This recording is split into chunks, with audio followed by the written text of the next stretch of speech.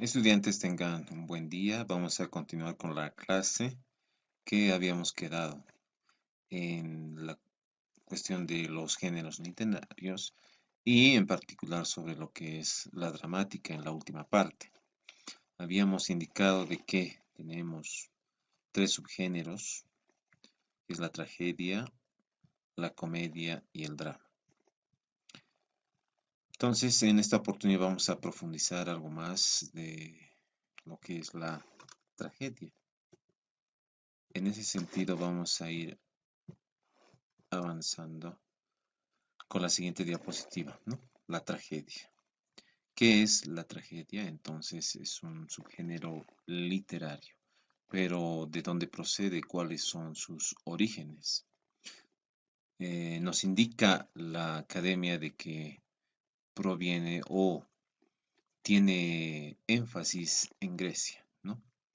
¿Qué significa tragedia? Viene del griego tragos, que significa macho cabrío. Y del macho cabrío hay muchas interpretaciones, ¿no? Esta cabra que se lo utilizaba en el momento de la representación de la tragedia podía llegar a ser, la primera interpretación es como un premio al ganador de la representación, ¿no? O la segunda interpretación es que podría llegar a ser un disfraz de los personajes que actuaban en la representación. O podía llegar a ser una especie de danza, ¿no? De cabras que podía amenizar al público para que ellos no se aburrieran de los actos, ¿no? O de la representación teatral. No, entonces, pero en general tiene esa procedencia, ¿no? La palabra clave es macho cabrío, ¿no? Ahora, también tragos significa eso, ode, tragos, ode, tragedia. El ode significa canto, ¿no? Entonces, tiene mucho que ver con lo que se va a presentar en la actualidad en los teatros. Hay unos momentos, incluso hay teatros que son casi en un 90% cantados, ¿no? Entonces, este canto viene a perdurar en la actualidad, ¿no? Pero la tragedia está íntimamente relacionada a la religión, ¿no? A un dios, ¿no? Que es el dios Dionisio. Entonces, este canto al dios Dionisio se denomina ditirambo, ¿no? Entonces, estaba muy ligada a las costumbres, a los mitos.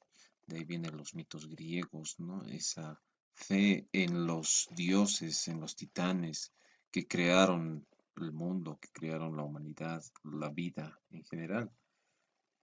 Entonces, una forma de rendirles culto o alabanza era pues cantando o haciendo sus representaciones, ¿no? A través de el disfraz, del tono de voz, de palabras en que los cuales interactuaba a través del diálogo con los humanos, con los animales o con otros entes, ¿no? Como la muerte o otras alegorías, ¿no?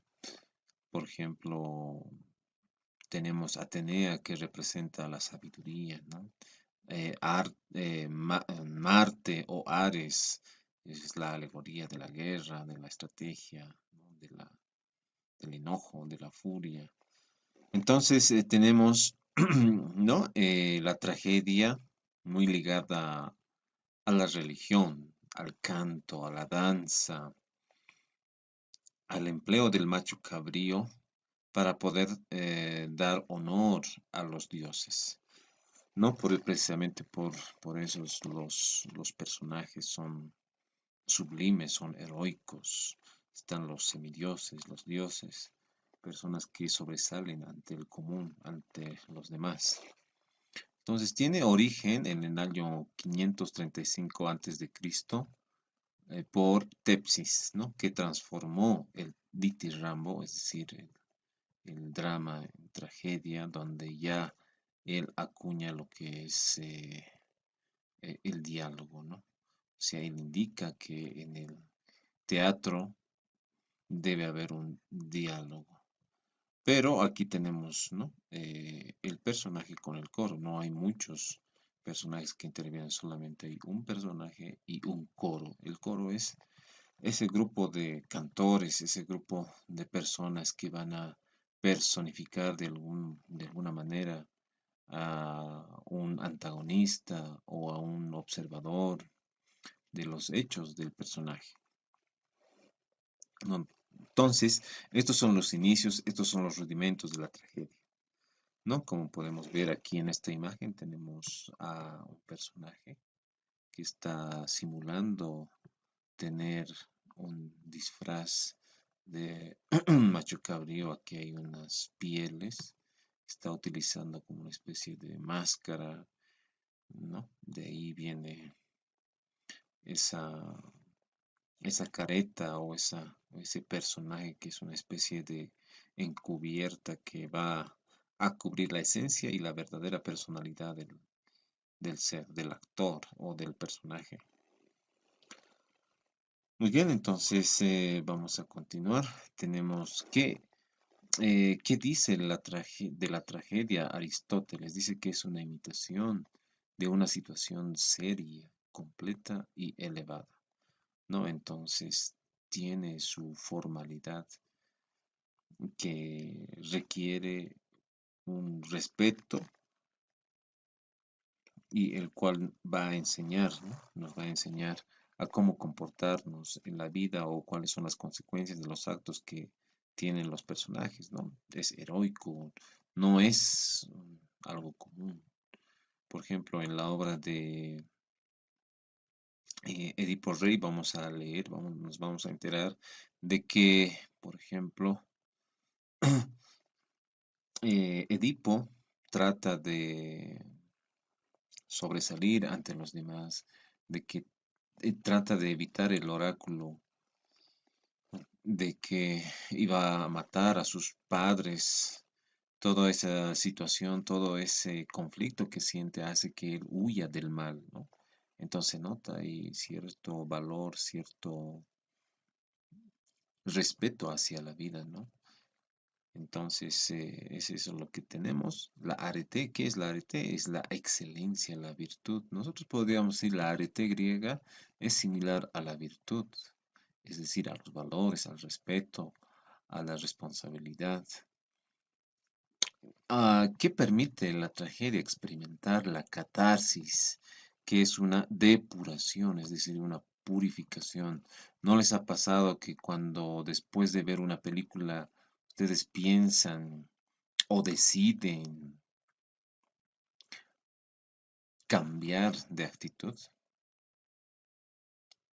Hay algunas películas inspiradoras donde uno dice, hay que valorar la vida, mira este personaje, cómo lo está sufriendo en silla de ruedas, y nosotros tenemos pues todas las cualidades para poder vivir felices.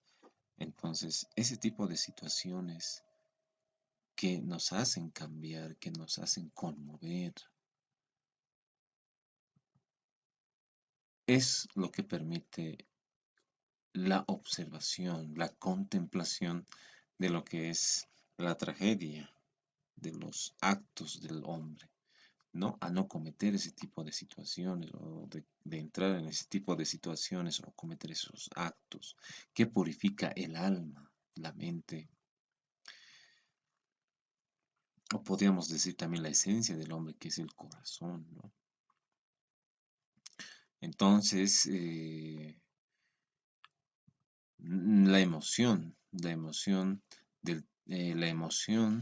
que uno experimenta de temor y de la compasión hace que una persona empiece a purificarse, empiece a cambiar su actitud negativa hacia las personas, hacia ante la vida o hacia una determinada situación, ¿no? Entonces, es lo que vamos a trabajar hasta ahora y les voy a pasar, como la pasada clase, estas diapositivas para que vayan copiando a la carpeta, ¿no? Vamos a quedar aquí, pero antes indicar de que, bueno, son imágenes, ¿no? De restos que se encontró en la región griega, las cuales van a representar eh, la personalidad de las acciones que tenían en ese entonces los griegos, ¿no? Pero no solamente los griegos, sino también otras culturas muy importantes, como habíamos indicado en el primer tema, ¿no?